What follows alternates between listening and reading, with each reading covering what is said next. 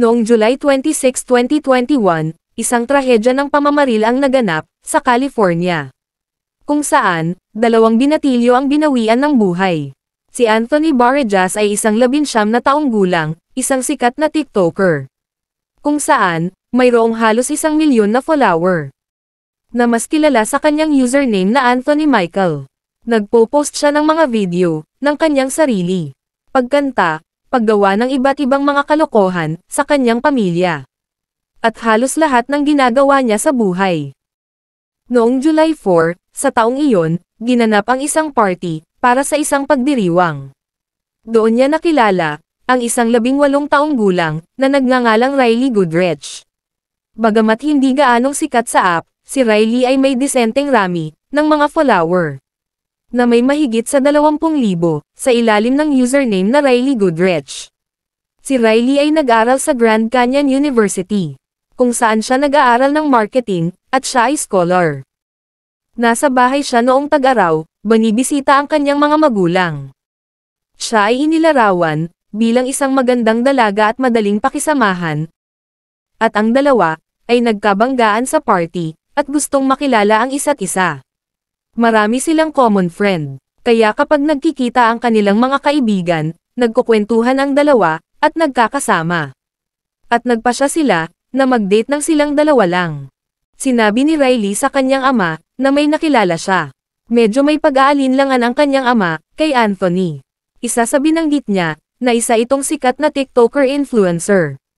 Pinasyahan niya ang kanyang mga mata, at hindi lubos na sumang-ayon sa kanyang desisyon. Noong July 26, 2021, sabik na nag-ayos si Riley sa kanyang buhok, at nagsimulang maghanda para sa kanyang unang date. Kakabakasyon lang ni Anthony sa Hawaii, at sabik siyang mapabilib ang Goodrich family. Nagdala siya pabalik ng isang bag ng mga souvenir para sa buong pamilya. At nang dumating siya upang kunin si Riley para sa date, ang ama ni Riley ay nagsabi na ito ang pinaka-sweet na bagay na nakita niya sa isang 19 years old ang gumawa. At naalala niya kung gaano kalaki ang ngiti ni Riley habang nakaupo. Dahil tanggap na ng kanyang ama si Anthony. Pagkatapos, umalis ang dalawa para sa kanilang date. Nagplano si Anthony na dalhin siya sa paborito niyang restaurant na tinatawag na Wood Ranch. Nasiyahan ang dalawa sa pagkain, at pagkatapos ay pumunta sa sinehan. Nakakuha si Anthony ng ilang tiket para manood ng late night showing ng bagong Purge movie. Ang palabas ay bandang 9:35 PM sa Regal Edward Theater. Ilang beses nag-text si Riley sa kanyang ina habang nakikipag-date, para lang ipaalam sa kanya kung ano ang nangyayari.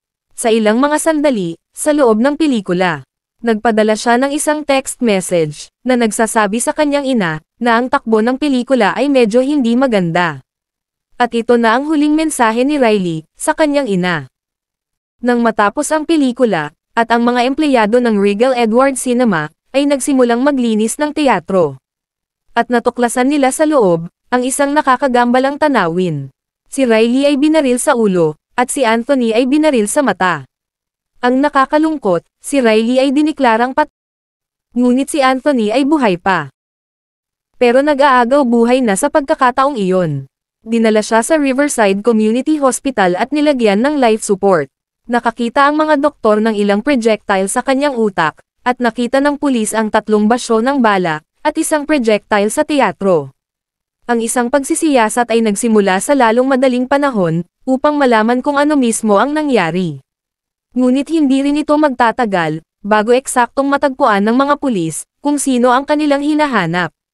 6 na tiket lang ang binili para sa 9:35 PM showing ng Purge movie, kasama na ang mga tiket na binili ni Anthony at Riley. Natunton ng pulisya kung sino pa ang bumili ng mga tiket para sa pagpapalabas ng pelikula. Dahil kapag ang mga tiket ay binili, ang pangalan at address ay kailangang ilagay. At isang anonymous tip ang ibinigay sa mga pulis. Iyon ay magdadala sa kanila sa isang 20 taong gulang na lalaki na nagngangalang Joseph Jimenez. Naroon si Joseph ng gabing iyon para manood ng pelikula kasama ang 3 pang kaibigan. Ang 3 magkakaibigan ay nakipag-usap sa pulisya at ibinigay ang kanilang mga salaysay tungkol sa nangyari noong gabing iyon. Sabi nila, Umalis si Joseph sa kalagitnaan ng pelikula, at bumalik na may dalang bag, at sinabing may strap siya.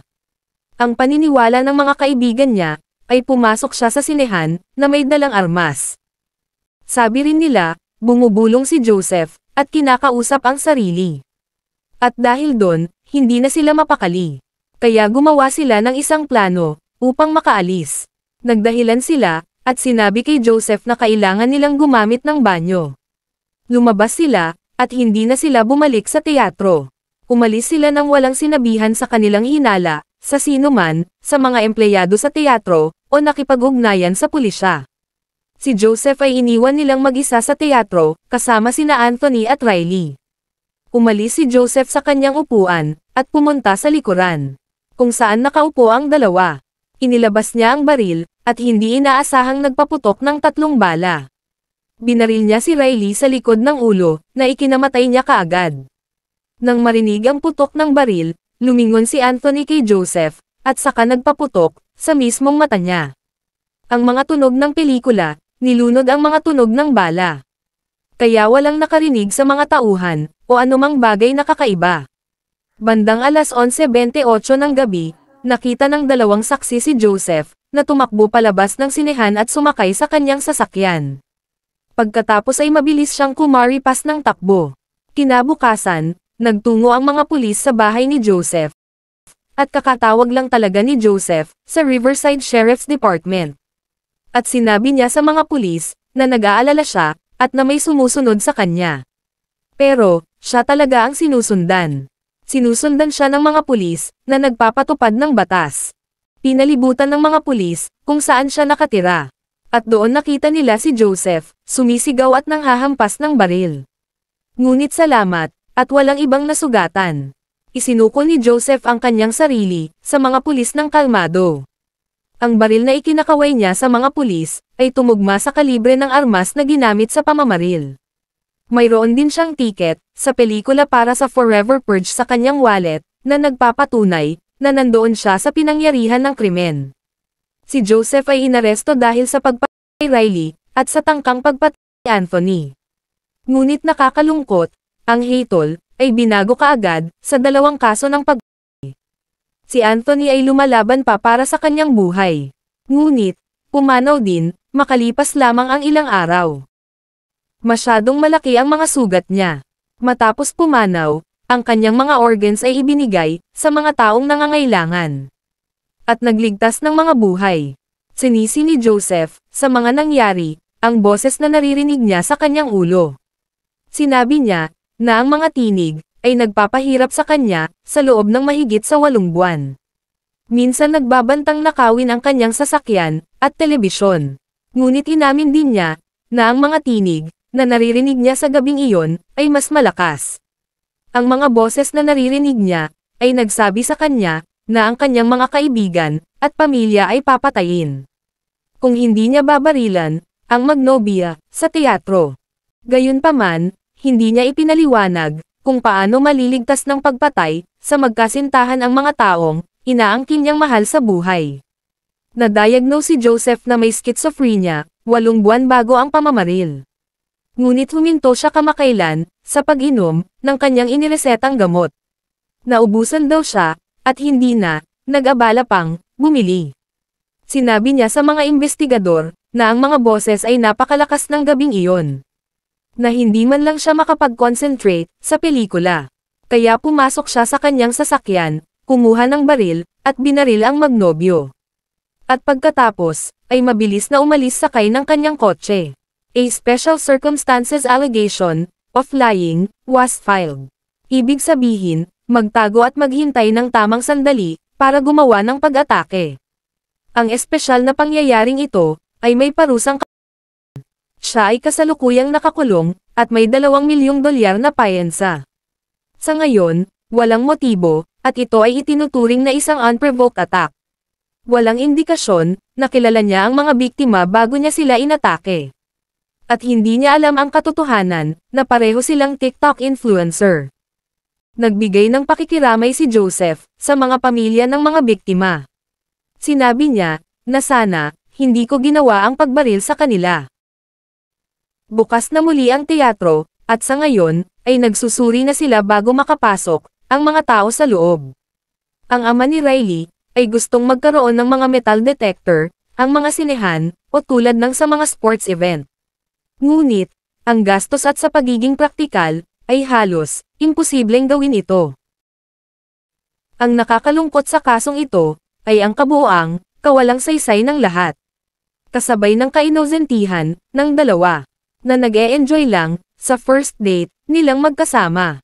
Ito ay tunay na paalala, kung paanong, hindi mo talaga alam kung kailan, matatapos ang iyong buhay. At kung gaano kabilis ang lahat, na mangyari. Aabangan ko ang kasong ito, pag natapos na ang hatol. Para ma-update, tayong lahat. Salamat po sa panonood. Kung hindi naman po kalabisan, paki-like at subscribe po sa aking channel. As always, keep safe everyone.